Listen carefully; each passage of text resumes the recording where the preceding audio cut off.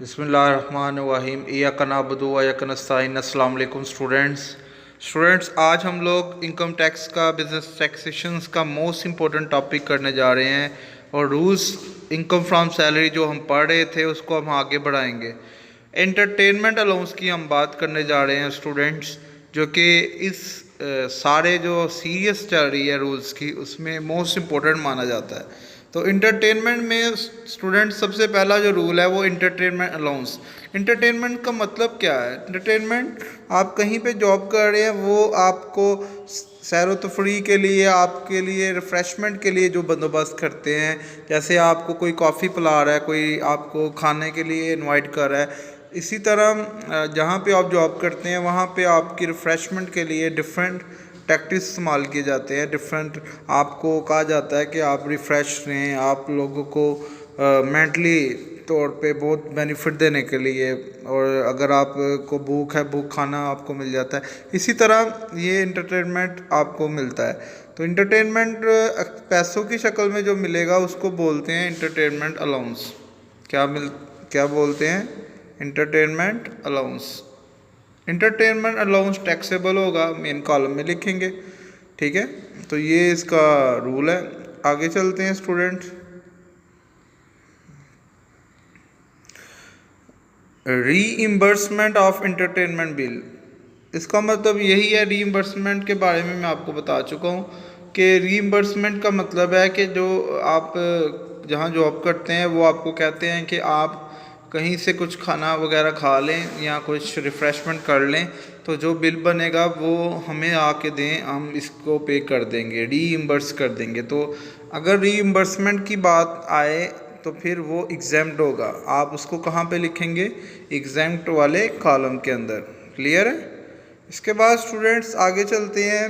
अगर free coffee tea to employ, अगर कोई कॉफ़ी या टी वगैरह, अक्सर देखा जॉब के दौरान आपको टी ऑफ़र की जाती है, कॉफ़ी वगैरह की जाती है, तो ये आप याद रखें, अगर फ्री कॉफ़ी है या टी है तो स्टूडेंट्स फ्री कॉफ़ी वगैरह जो है वो क्या होगी स्टूडेंट्स? ये एग्जेम्प्ट होगी। क्लियर?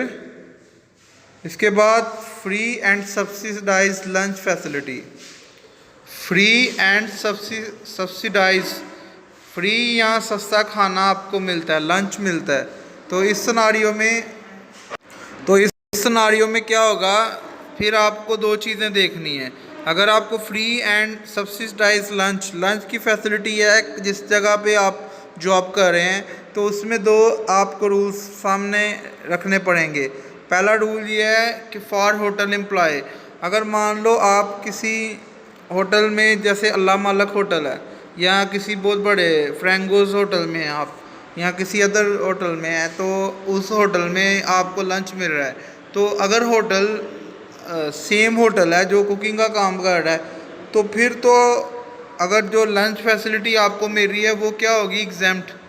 क्या होगी? एग्जेम्प्ट। मतलब आप उसी होटल के हैं, आपको वहाँ पे है, जैसे मैं फ्रेंगो की बात की है, मैकडोनल्ड्स है, या अदर कोई भी रेस्टोरेंट है, अल्लाह मालक की बात की है, तो वहाँ से आपको लंच की फैसिलिटी मिल रही है, तो फिर आपको वो सारी बेनिफिट्स क्या होंगे? एग्जेम्प्ट। लेकिन अगर यही free and subsidise lunch facility other than hotel employ, मतलब आप वहाँ पे आप किसी और होटल में काम कर रहे हैं, मतलब जैसे आपका कॉलेज है, आप कॉलेज में पढ़ा रहे हैं, फिर आपको लंच मिल रहा है, या आप किसी कंपनी में लगे हुए हैं और उस कंपनी के अंदर आपको खाना मिल रहा है, तो फिर अदर देन होटल एम्प्लॉई अगर होगा तो फिर क्या होगा? टैक्सेबल।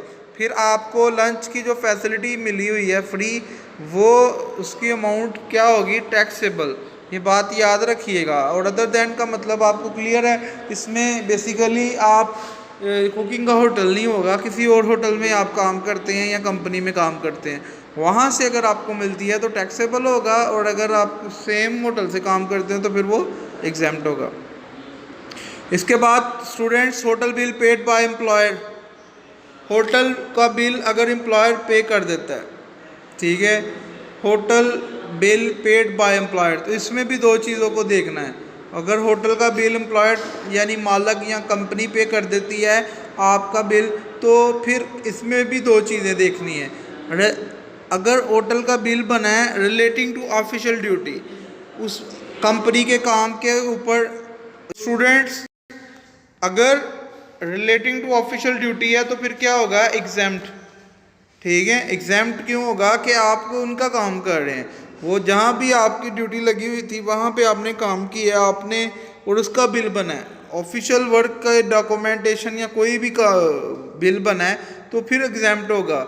लेकिन अगर होटल बिल कंपनी ने पे किया है रिलेटिंग टू पिकनिक, आप पिकनिक पे गए हैं या आपने कोई सैरो तफरी की है, ट्रिप पे गए हैं, या आपका बिल जो कि आपने कोई सैरो तफरी की है, टूर किया है, यहाँ टूर का भी इजाफा कर दें, picnic relating to picnic, tour, tourism, या कहीं भी आप टूर पे गए हैं, लेकिन वो ऑफिशियल ड्यूटी नहीं थी, नॉन ऑफिशियल ड्यूटी थी, याद रखें, वो आपकी ट्रिप वगैरह थी, सैरो तफरी थी, तो फिर वो जो बिल बनेगा जो आप कंपनी ने पे किया है वो क्या होगा? टैक्सेबल। क्या होगा? टैक्सेबल। तो ये या आज का लेक्चर था जिसमें हमने इंटरटेनमेंट अलाउंस के वाले से पढ़ा है और इसके अंदर जो जो टर्म्स आई हैं उनको तफसील से डिस्कस किया है। तो स्टूडेंट्स, इसी तरह लेक्चर के एंड पे हमेशा की तरह हम एक इम्पोर्टेंट बात जो सीखते हैं, समझते हैं, और आज भी हमारे सामने बहुत ही अच्छे कुछ जुमले हमारी नज़रों के बिल्कुल सामने हैं, वो ये है कि वक़्त सबसे बड़ा उस्ताद है, ये तुम्हें सब कुछ सिखा देता है। तो वक़्त बहुत ही बड़ा उस्ताद है, वक़्त के साथ साथ हमें बहुत सीखने को पता चल जाता है, मिलता है कि कौन हमारे साथ खड़ा है, कौन हमारे साथ नहीं। वक़्त बता देता है कि किस तरह हम मुश्किलात को मुकाबला करके उन मुश्किलात को उससे सीखते हैं, उसको काबू में लेके आते हैं। वक़्त हमें सिखा देता है कि कोई किसी इंसान को सवाए अल्लाह के कोई इंसान का नहीं बनता, सिर्फ अल्लाह ताला पे ही यकीन रखना चाहिए। वक़्त बहुत सी चीज़ें सिखा देता है। वक्त ये भी सिखा देता है कि बड़ों की इज़्ज़त करनी चाहिए। ठीक है, अगर आप बड़ों की इज़्ज़त नहीं करेंगे कल हमारी भी इज़्ज़त नहीं की जाएगी।